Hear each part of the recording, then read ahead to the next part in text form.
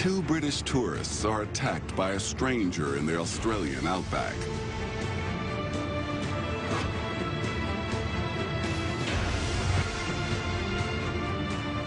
The incident triggers one of the biggest investigations in Australian criminal history. But there's no trace of the attacker, no murder weapon, and no body. Is very much a needle in a haystack situation. I don't think things could look any blacker. Within days, one of the victims has the finger of suspicion pointed straight at her. What was this woman hiding was the question that people were asking.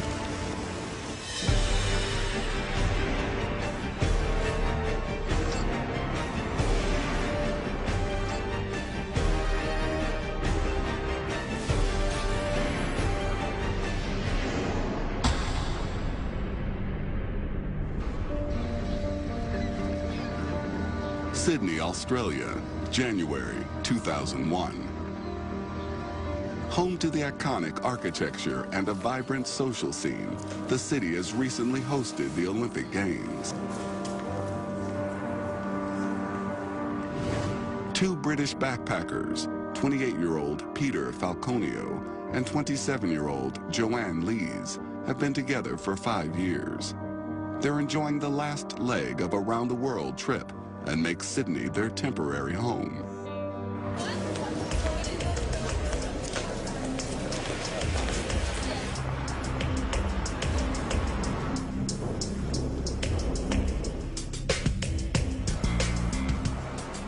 After 6 months in the bustling city, the couple heads off for a change of scenery. Their next stop, Australia's beautiful but barren interior, the Outback. Travelling in the Outback does have its inherent dangers because it is so isolated. If your vehicle breaks down and you are stuck in searing heat, it can be a very serious situation indeed. On the afternoon of July 14th, 2001, the couple leaves Alice Springs, a frontier town in the heart of the Outback. They left Alice Springs, travelled north, stopped at a place called Tea Tree to admire the sunset, and by Joanne's own account, they stopped, had a few drags on a joint, and then continued on.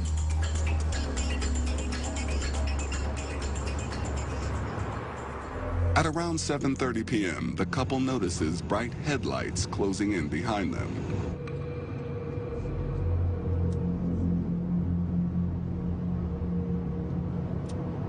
Peter slows to let the vehicle pass, but it stays on his tail.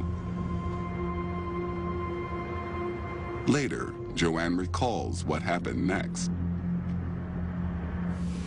Peter and I assumed from his gestures that there was a mechanical fault, possibly with our exhaust, and we'd experienced that throughout our travels, so we thought, yeah, okay. And we didn't want to break down in the middle of nowhere. Joanne gave a detailed account of the incident to police. The driver signalled to Peter, the driver of the car at the time, to pull over, which they did. There was some discussion about whether the safety of that.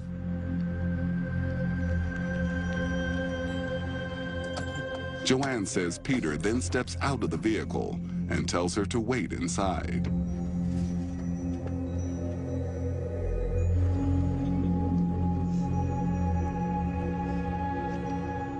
Pete was saying, oh, cheers, mate, thanks for stopping. Oh, you've seen sparks come out of our exhaust. Pete also asked me to rev the engine, which I did. Then I heard a loud bang, which I thought was the vehicle backfiring. Joanne turns for the door and suddenly finds the stranger standing right beside the driver's window with a gun. I just couldn't believe that this was happening and feared for my life. I was terrified. Joanne remembers the man telling her to lean forward and securing her hands behind her back with cable ties.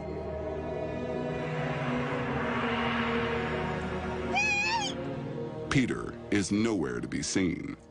She's pushed out of the car. There is a struggle as he was trying to tape her legs together. She was hit in the side of the head and more or less dragged and forced back to his full drive, where she was pushed in. A strange calmness came over me, almost like an acceptance that this is it, I'm going to die. But then, out of sheer terror, I realised that I wasn't just going to die, he was going to rape me. And I believe that was the turning point, and that's what saved me, because I just, all of a sudden, from somewhere, found some strength. Joanne says she manages to escape from the stranger's car and scrambles into the brush. Her attacker pursues her in the pitch dark. He comes dangerously close.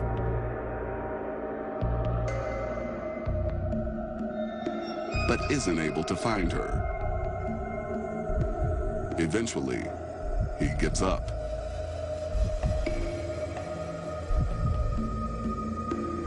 After 5 hours hiding under a bush, Joanne finally emerges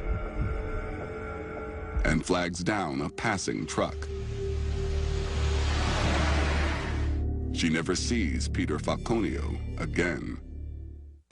Joanne's account to police sparks one of the biggest manhunts in Australian history. Roadblocks are set up, and aerial and motorcycle teams scour the bush. They have to cover an area that's twice the size of Texas, but they find no sign of Peter or his attacker. In terms of Mr. Falconio, is very much a needle in a haystack situation that we're dealing with. I don't think things could look any blacker.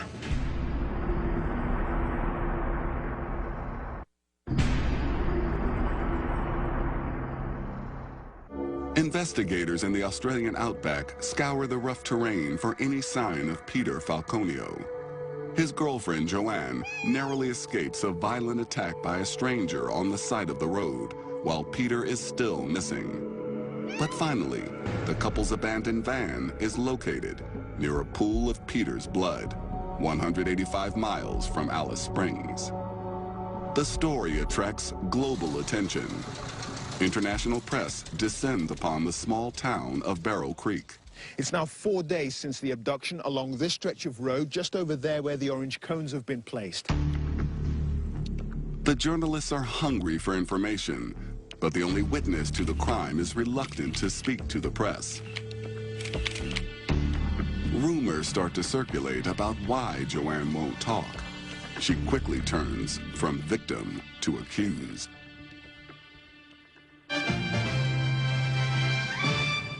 To some, her story seemed almost too incredible to be true. To have someone claim that they were stopped in the middle of the desert and that their boyfriend had gone missing, not sure how or why, and that someone was pushing around in the desert, it was quite unbelievable. It just seemed to be like such a rare occurrence for something like that to happen. Then, 11 days after the attack, Joanne Lees finally breaks her silence. Accompanied by one of Peter's brothers, she agrees to speak to the media. She's defensive about the media speculation of her story. I've got a problem with all press that distort the truth and doubt my story. Anyone that's spoken to me or has been in contact with me, no one doubts me. It's only media that have questioned my story. But her appearance does not calm suspicions. It's suggested that she doesn't look like a woman who's just been through a terrifying ordeal. Then, 3.5 weeks after the attack, a bombshell. The forensic report reveals that DNA of an unknown man has been detected in a spot of blood on the T-shirt Joanne was wearing. We have found and have established a DNA profile of a male person on the clothing of Joanne Lees. This is significant and clearly is not Joanne's, it's clearly not Peter's.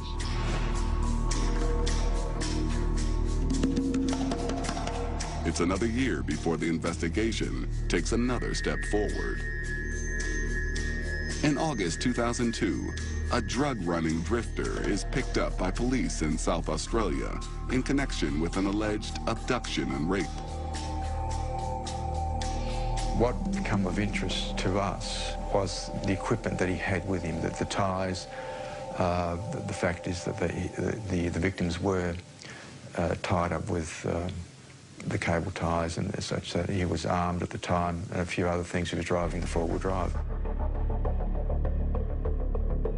When the suspect's DNA is analyzed, it's a match to the blood on Joanne's T-shirt.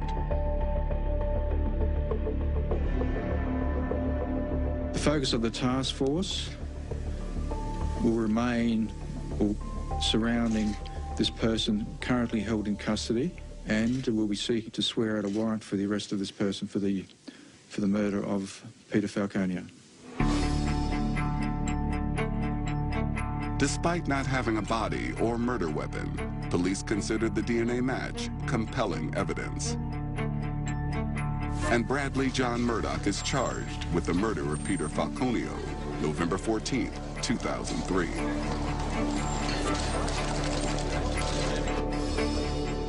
The following year, a preliminary hearing is held in Darwin, the capital of Australia's Northern Territory.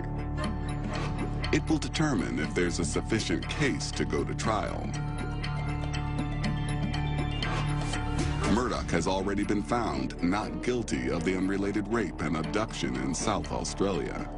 Joanne Lees returns to the country for preliminary hearings and must endure the public airing of the most intimate details of her personal life. With police searching for her missing boyfriend, Peter Falconio, she was carrying on email correspondence with another man called Nick.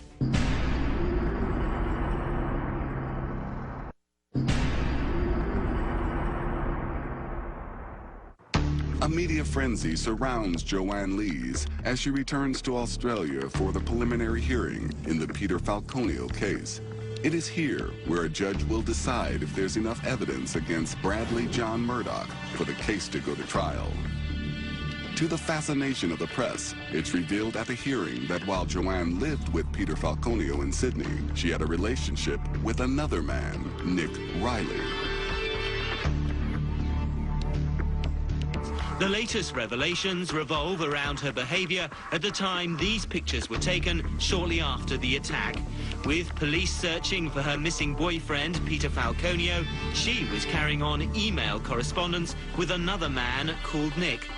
The business with Nick Riley was almost the smoking gun, I guess, as far as the UK media were concerned. Yes, she did have an affair with this person, and she did have some other guy on the side. And she had sent emails after Peter Falconio had disappeared to Nick about catching up in Berlin when she got back, which kind of seemed somewhat inappropriate.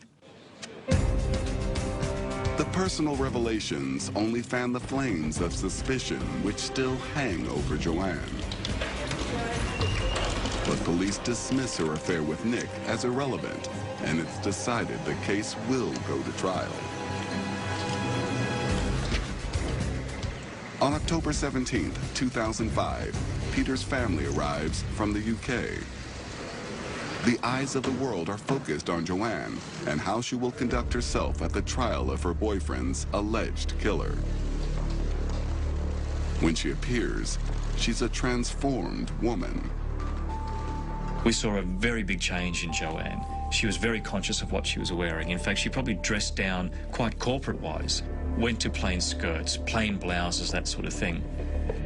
As proceedings begin, the prosecution must establish a murder has actually taken place. They have three key pieces of evidence. The first was that Joanne Lees heard a sound like a gunshot. There was blood on the ground, confirmed to be a DNA match with Peter Falconio. And Peter Falconio, a man who maintained contact with his family throughout his travels, had not made any contact. But the evidence is circumstantial, even Murdoch's DNA on Joanne's T-shirt. The prosecution needs to prove Murdoch is behind the murder. They present further evidence. closed-circuit video from a gas station in Alice Springs at around midnight on the night of the attack. They claim it places Murdoch in the right place at the right time. Mr. Murdoch said it was not him. The prosecution case was that it was. Still, the surveillance footage and DNA on Joanne's T-shirt aren't enough to prove that Murdoch was the attacker. So the prosecution presents more critical DNA evidence, the cable restraints used to tie Joanne's hands together. The finding of a match to his DNA profile deep down within the construction of the cable tie restraints connected him not simply with Joanne Lees, but with the commission of the crime, because the cable tie restraints were a central element of the crime itself. But the DNA evidence found in the cable ties is controversial. From what I understand, the minute amount of DNA that was found, it has to be amplified in a laboratory, and it was that process that was called into question. In cross-examination, the defense challenges the accuracy of the technique known as low copy number analysis. There have been other cases around the world where low copy number DNA had been used and had not been accepted as evidence because there were so many questions around it, but in this case it was accepted. The prosecution rests its case. Despite the compelling evidence, the defense believes they can strike back with a killer blow. Once again, the focus moves back to Joanne Lees and her original account to police.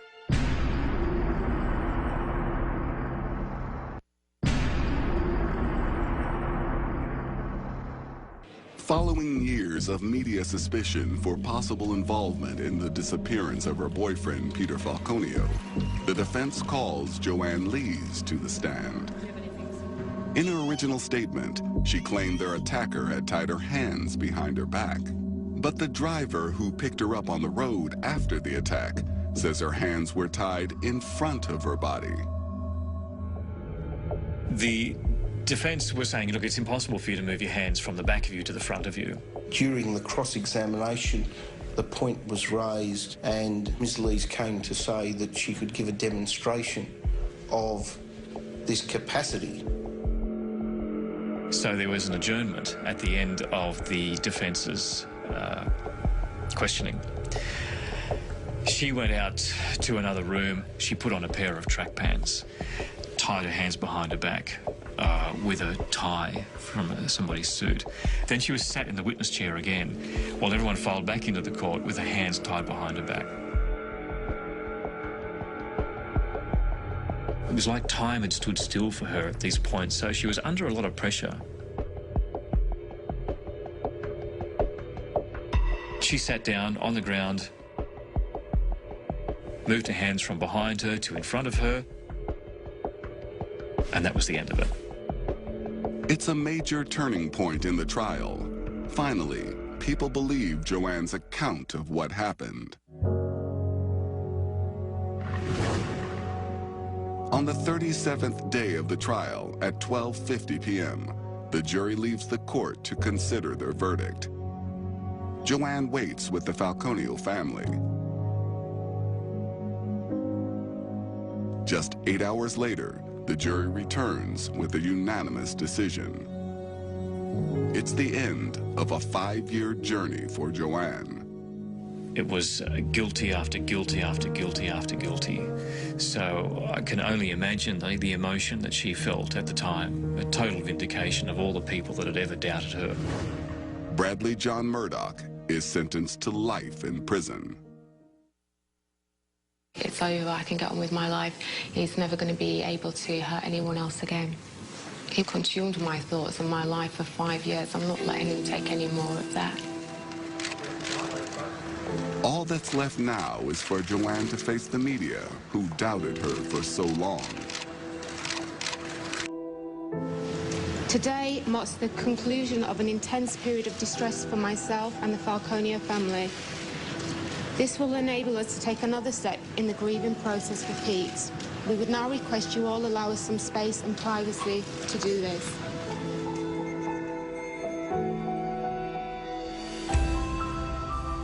Still, one question hangs over the verdict. Where is Peter's body? We are pleased with the verdict. However, this will not bring Peter back. In terms of finding Peter Falconio's body, it's certainly got to be almost impossible. When Bradley John Murdoch left the site of the crime, he went back to Alice Springs and then he drove across the country to Broome. This is a vast area of land. We're talking an area half the size of Europe where the body could be. Bradley John Murdoch is the only one with the key to the mystery. He's never admitted his guilt.